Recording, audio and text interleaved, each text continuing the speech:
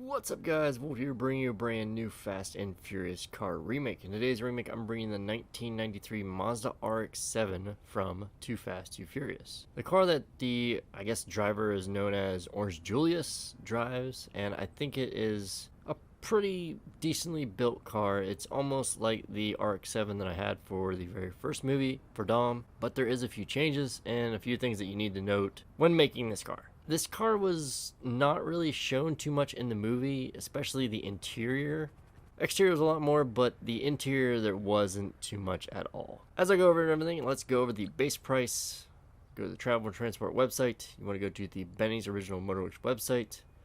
Go to the stock section, and you want to find yourself the Bravado Banshee, which for me, it's going to be free because I have the Criminal Enterprise Starter Pack. If you don't have the Criminal Enterprise Starter Pack, I believe it's $105,000 or so, and you will need to upgrade it. So unfortunately, that's the sad part. You will need to upgrade it. Your color, get your car, and meet me in Benny's. As we pull in, the Bravado Banshee 900R is in the super category, which I guess that could make a little bit of sense, but again, it's mainly focused around a Dodge Viper and an RX-7 kind of mixed together. That's why we have the RX-7 build here that I'm going to be doing. So as I go over all my builds, I go over the overall look, the visual appearance, and the basic design, the car, and how it's portrayed in the movie, game, or anywhere else in general itself. Anything else I don't go over is completely up to you. I just put a few staples in that you want to follow if you want to try to recreate my build and my design. So yeah, without further ado, let's get into the build. So to start things off, you want to go to the bumpers. You just want to keep the front bumper stock. You don't want to put any different kind of bumper on it. It doesn't have a diffuser. It wasn't wrapped in carbon. Doesn't have, canards or anything like that. It's just nice and stock, just like most of my other RX-7 builds. After that, we move on to the engine. Engine block is completely up to you. I just put on the polished valve covers. I feel like it's just going to be a chrome engine. It's not going to be colored or matching the car at all in any way, shape, or form. And it's probably definitely not going to be carbon. Could be wrong, but again, I'm just going to go over what I put in. For the strut brace, I just kept the basic strut brace. I didn't see a point in changing the strut brace. You could if you probably wanted to. If you want to change it to one of these ones, like a polished one, go ahead. But me personally, I just kept the stock because, again, they don't ever show underneath the hood of it. So you don't really know what's underneath there. From there, we move on to the exhaust. You want to put on the chrome tipped exhaust. I believe this is the same exact one I have for Han's RX-7 and Dom's RX-7. I believe they both have the same exhaust. The chrome tipped exhaust coming out the right hand side, best option. It just looks the best. It really does. After that, move on to the fenders. You want to take and remove the stock fenders, and you want to put on the rivetless rear arches. This will take away the rivets on the rear end here. Unfortunately, there's some on the bottom of the body kit here, which we can't get rid of. There's also some on the front there, but again, you want to get rid of as much rivets as you can to make it look a lot more of a smooth kind of look to it. So you want to go with those rivetless rear arches. After that, move on to the hood. You just want to make it a nice smooth hood. There was no air filters or exposed hoods or, any kind of vented hoods or anything like that. It was just a nice smooth hood. After that, we move on to the interior. Ornaments, never ever changes, none. Always. For the dash, I went with the stock dash. Anything else you put in there, it's going to have like a e-brake handle shifter, and it's just going to change the interior way too much. You just want to keep it nice and stock. For the doors, you want to keep it none, just nice stock doors. For the seats, you want to go with the carbon track seats. I went with these because they have red straps for the seat belts, as you can see here. And I think they just fit a lot better than the green ones. If you want to add a little bit of variety or a little bit of color, you can probably put the green straps in there, the painted track seats. But personally, I would just go with the carbon track seats. Cheapest option in the red.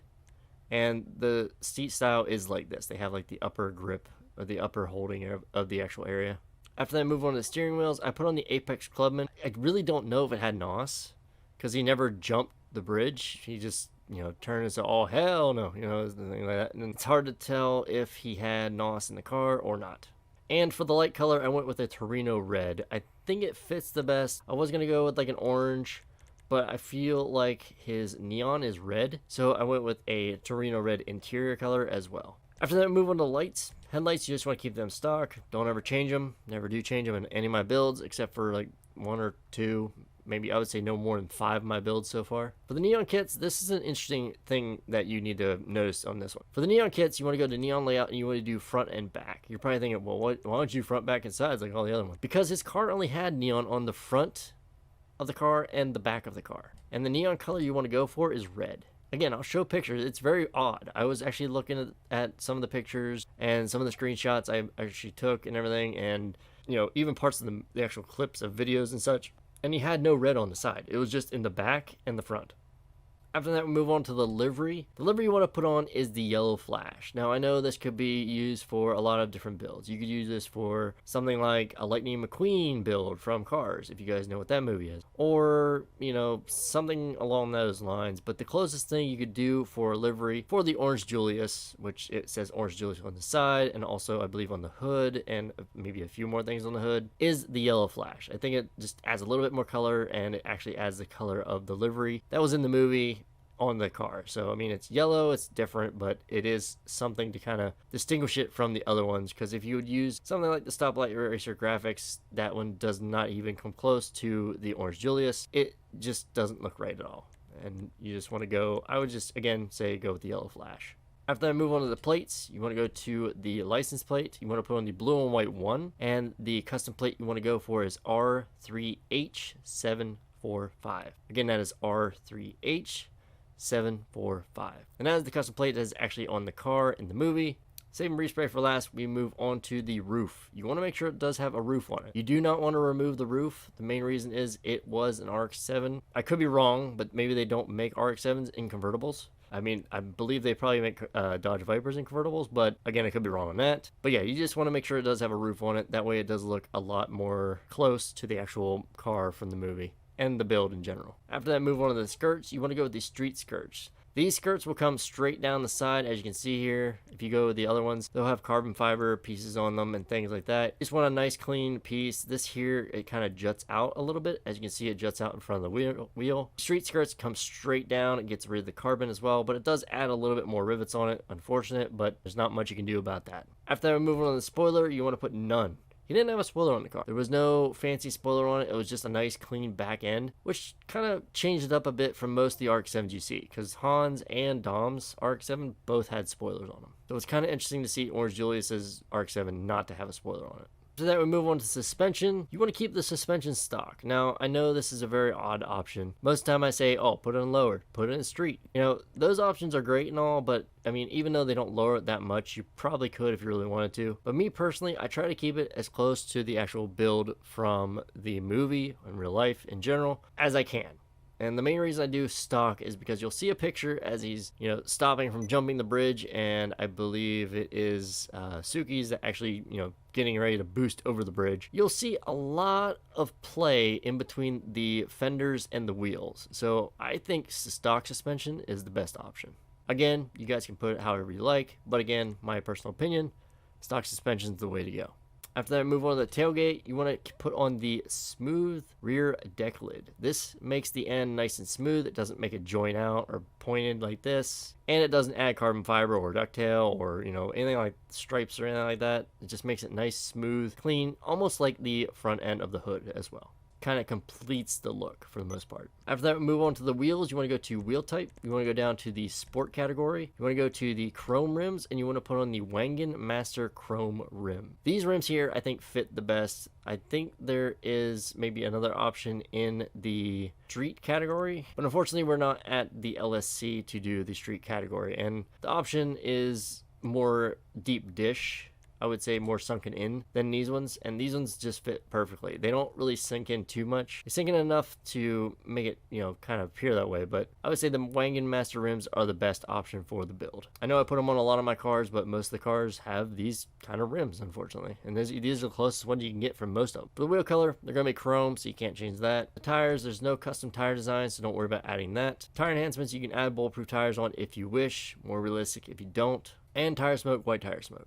After that, before the respray, we go to windows. I put on dark smoke. I did have limo on for the longest time, but I think it's just a little bit lighter. It's really hard to tell because, again, in this movie, they're down in, I think, Florida, and they have their windows down because it's really warm. Orange Julius is, one of those people that actually have their windows down, so you can't really tell what his window tint is. Most of the time, you can tell from the side windows instead of the back. The rear is a little bit harder to tell from, but me personally, I think it's like a dark smoke. You can see through it to a degree, but it's not like, super light, like a light smoke, and it definitely does have tint, so it's not like clear. If anything, I would go like a light smoke or maybe a dark smoke, but if you really wanted to, in the end, you could go with the limo tint if you really wanted to. Again, choose your choice. Me personally, I like dark smoke. Alright, and I'll see you guys in 2 seconds with a rolled steel primer color. Alright, and we're back. As you can see, I have my car in my primered out rolled steel, pretty much as I always do for all my builds. So you know what I do for my custom crew colors, or if I use an LSC color, that way I don't screw you out of, you know, saying, oh, it's this color, but yet it's a custom color you can't get, or you don't have the option to do so. I don't like doing that to you guys. I like to be straightforward with you guys. For this car, I did create a custom crew color. It's not really that difficult to do, but it is a custom crew color, and the hex code will be down on the screen right now. You want to go down to the crew section after you go to the primary, and you just want to apply that custom crew color right over top. So what this custom crew color is, it's mainly red, but it has more of a orange like hue or tint to it. So after we apply that, then we go to the secondary color. You do the same thing there. You go to crew, you go and paste the crew color over top of that. For the trim color, I went with a Torino red. Kind of matches the neon, and his seats are like a reddish orange. So if you wanted to, you might even be able to go with a like sunrise orange, which honestly doesn't look that bad either, personally. So after we do that, then we go into the pearlescence. You want to make sure you do have a black pearlescent on this. This way it does not add a shine to it, because the custom crew color that I came up with, you don't need a shine for it to make it look a certain color. The main reason for that is it is mainly a red color, but it's also an orange. So it's like a reddish orange custom crew color. In dark, it looks more red. In the light or in the sun, it looks a bit more orange. Again, you'll see a bit of the red coming through during the day, but for the most part, as you can tell, it is orange. And that is it. That is how you recreate the 1993 Mazda RX-7 that Orange Julius drives in Too Fast, Too Furious. Again, it was a requested car, and I think I did put the request on screen for that. If I did not, you'll see that right now. So again, I do thank you guys for requesting this. It was a pretty well sought after car that you guys wanted me to build. I thought I would do it. It was a pretty good challenge, especially for the color, but it didn't provide too much of a challenge. The only challenge was the interior. The exterior, not so difficult to do. I believe I even built most of this during a live stream. So we'll go outside. It's probably gonna be nice and dark out. You'll be able to see the color change from orange to red. As you can see, in the dark, looks more red. Just like in the movie, when they're racing at night, the car looks red, but it is actually orange, hence the name Orange Julius. And yeah, like I said, the neon is on the front and the back. That's it. So, let me know what you guys think about the build, what you guys think about my design. I always love hearing from you guys, what you guys think about it. And yeah, I guess that's gonna pretty much be it. So as always, like, subscribe, hit that notification bell, leave a comment down in the comment section down below for what car you want me to build next. Just one guys. So yeah, thanks for watching, thanks for tuning in, and I hope you guys have a great day. I'll catch you guys later, and I'm out. Peace.